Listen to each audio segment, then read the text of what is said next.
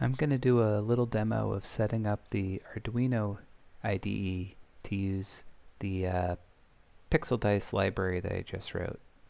So the first thing you need to do is to actually get a ESP32 board installed. So to do that, you go to the board manager, search ESP32, and install the ExpressF Systems version. This includes a lot of different variants of these boards, and specifically includes some fairly generic dev boards which you can get cheap from a lot of places.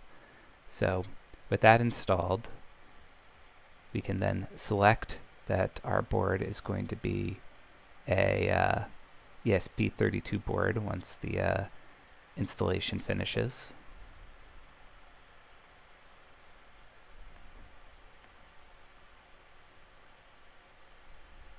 So we're going to be using an ESP32 dev module, which is a pretty generic version of that. And with that installed, we're going to install the Pixel Dice control library. So going to the library manager, these are also available under include library, manage libraries.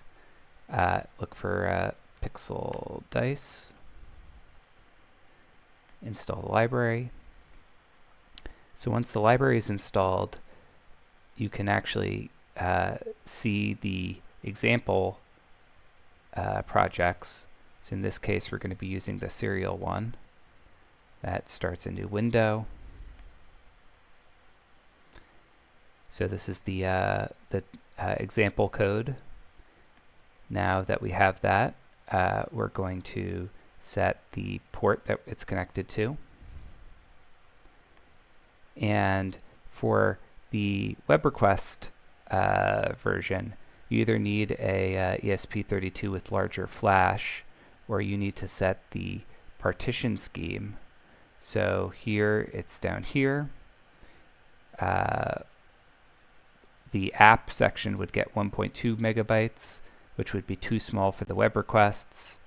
So there you can use the no OTA 2 megabyte app, 2 megabyte file system. Doesn't really matter, but the 2 megabyte app is big enough for that project as well. This one wouldn't fill that up, but it's good to have that set if I wanted to switch this later. So this example is just going to send the die rolls over the serial to the computer. So this doesn't exercise the Wi-Fi capabilities of the ESP32 board, but is a little simpler to show on the PC. So it takes a little while to connect, has to build the library, compile everything, and then we'll get to actually showing it on the modder once it uploads. Okay, now it's done uploading. I can open the serial monitor. This is 9600 baud by default. Oh, we can see that the dice is sending its battery charge level. Just rolled a 13. And yeah, there it shows all of the values that are sent periodically before it finally actually landed on that 13. Here's another one where it got to 8.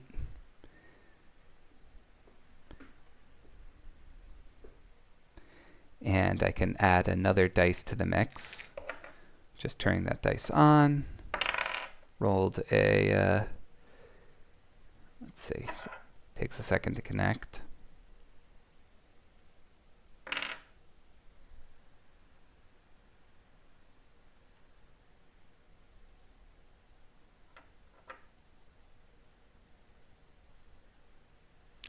There it goes.